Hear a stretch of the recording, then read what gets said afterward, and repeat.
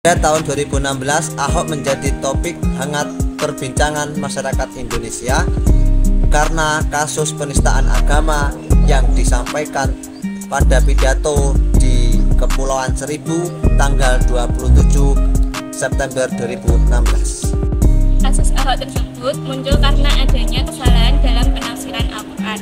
Maka dari itu, di era kontemporer ini muncullah metode penafsiran Al-Quran yang disebut sebagai makna Jumagza. Pendekatan makna Jumagza adalah suatu pendekatan di mana seseorang berusaha menggali atau merekonstruksi makna dan pesan utama historis, yakni pesan utama atau signifikansi atau magza yang mungkin dimaksud oleh pengarang teks atau dipahami oleh audiens historis yang kemudian mengembangkan signifikasi teks tersebut untuk konteks kekinian.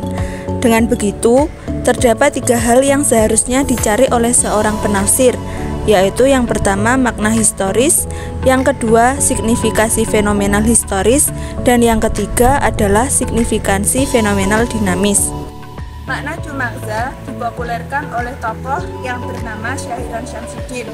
Beliau dilahirkan pada tanggal 11 Agustus 1968 di kota Cirebon, Provinsi Jawa Barat. Sejak kecil, beliau diajarkan agama di lingkungan keluarganya dan dilanjutkan pendidikan di pesantren Babakan, lalu pesantren Ali Maksum Krapyak sambil S1 di UIN Sunan Kalijaga. Lalu dia juga melanjutkan pendidikannya di Universitas McGill di Kanada dan juga Bamberg di Jerman. Pendekatan ini muncul pada penafsiran ditunjukkan sebagai respon dari perkembangan sosial masyarakat umat Islam. Penggunaan pendekatan linguistik saat awal masa Islam yang tidak pernah dilakukan pada saat masa Nabi sebagai respon atas kebutuhan pemahaman atas makna Al-Quran yang tidak memiliki penjelasan langsung dari Nabi Muhammad. Respon kepada problem sosial kemasyarakatan pada masa setelahnya didorong oleh semangat pembaharuan untuk menarik makna Al-Quran dalam menjawab problem sosial kemasyarakatan. Makna Jumagza mengasumsikan bahwa setiap kata atau simbol dalam sebuah teks apapun termasuk Al-Quran memiliki makna historis yang spesifik dalam konteks tertentu. Turunnya Al-Quran kepada Nabi Muhammad juga berada dalam konteks budaya tertentu yang menjadi ciri khas masyarakat Arab abad ke-7. Sahiron Mentipologika penafsiran Al-Quran menjadi 3 macam, yaitu 1. Kuasai objektivis konservatif, yaitu penafsiran menggunakan media dan metode klasik seperti asbabun nuzul. 2. Kuasai subjektif adalah penafsiran mengutamakan subjektivitas penafsir. 3. Kuasi objektivitas progresif, yaitu menggunakan metode media dan metode klasik seperti asbabun nuzul dan menambah metode lainnya seperti hermeneutika. Langkah-langkah metodis penafsiran berbasis makna Jumagza. Yang pertama, yaitu penafsiran menganalisa bahasa teks di dalam Al-Quran, baik kosakata maupun strukturnya. Yang kedua, melakukan intratekstualitas dengan ayat lain. Yang ketiga, melakukan intertekstualitas dengan teks lain di sekitar Al-Quran. Yang keempat, memperhatikan konteks historis pewahyuan Al-Quran baik yang bersifat mikro ataupun bersifat makro. Dan yang kelima, menggali maksad atau magza al-ayah dengan tujuan atau pesan utama ayat yang sedang ditafsirkan. Pada Quran surat Al-Maidah ayat 51 yang berbunyi, Ya ayyuhalladzina amanu la tattakhidul yahuda wan nasara awliya ba'duhum awliya'u ba'd wa man yatawallahum minkum fa innahu minhum innallaha la yahdil qaumadh dhalimin. Hai orang-orang yang beriman, janganlah kamu mengambil orang-orang Yahudi dan Nasrani menjadi aulia bagi sebagian yang lain. Barang siapa di antara kamu mengambil mereka menjadi aulia, maka sesungguhnya orang itu termasuk golongan mereka. Sesungguhnya Allah tidak memberi petunjuk kepada orang-orang yang zalim. Ayat ini dapat dianalisis menggunakan teori makna jumagza.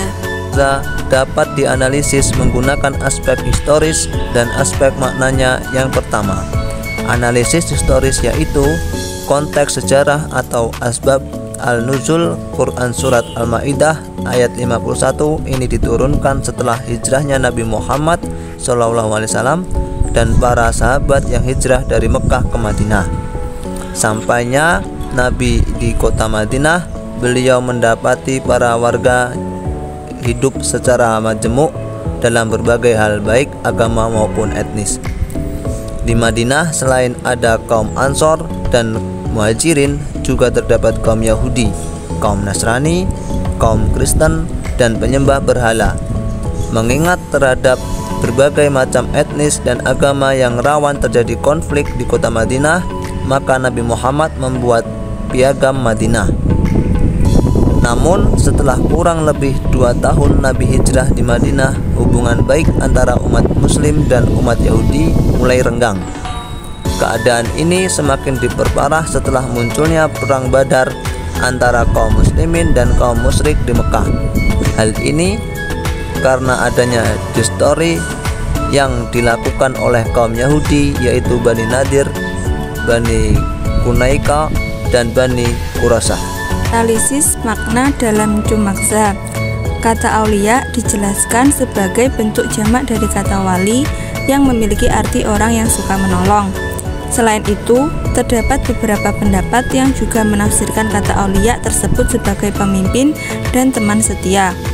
Sedangkan kata al-Yahud dan al-Naswara dilihat dari tata kebahasaan kemungkinan memiliki 2 arti, yaitu yang pertama adalah segala sesuatu yang telah diketahui dan ditentukan, dan yang kedua mencakup segala sesuatu atau orang yang dimaksud dengan kata. Jika makna tersebut dihubungkan dengan konteks historis, bisa dipahami bahwa mereka telah mengkhianati perjanjian damai sebagai aliansi. Syahirun Syamsuddin menyimpulkan, dalam Quran Al-Ma'idah ayat 51 ini bukan tentang larangan berteman atau memilih pemimpin yang non-muslim, namun adanya larangan melakukan pengkhianatan terhadap suatu perjanjian yang telah disepakati, yang itu perjanjian dalam piagam Madinah dikhianati oleh orang Yahudi dan Nasrani. Contoh kasus Ahok bisa dilihat dari pernyataan Ahok yang mengatakan bahwa orang Indonesia tidak boleh dibohongi oleh orang-orang yang menggunakan surat Al-Ma'idah ayat 51 supaya tidak memilih non-muslim sebagai pemimpin. Dari pernyataan Ahok membuat kontroversi dan mendapatkan kontra dari berbagai kalangan. Sehingga di sini penafsiran mengenai surat Al-Ma'idah perlu dibenarkan agar tidak lagi disalahgunakan. Dengan begitu, kita dapat menyimpulkan pesan moral yang terdapat dari Quran surat Al-Ma'idah ayat 51 ini sebagai berikut. Pertama, ayat tersebut mengajarkan kepada umat muslim untuk menjalin hubungan persahabatan dengan orang yang dapat dipercaya, dan dilarang untuk memilih teman yang tidak dapat dipercaya kecuali mereka telah bertaubat. Yang kedua, ayat ini juga mengajarkan bahwa jika telah memiliki kesepakatan harus ditegakkan dan tidak boleh berkhianat. Karena jika seseorang telah berkhianat, maka akan merusak kepercayaan orang yang telah memiliki kesepakatan dengan kita. Yang ketiga, ayat ini tidak ada hubungannya dengan pemilihan kepala negara dan hubungan politik. Di dalam Islam hanya mengajarkan bahwa pemimpin negara harus dapat berperilaku adil terhadap semua orang di bawah kekuasaannya tanpa memandang perbedaan agama dan suku.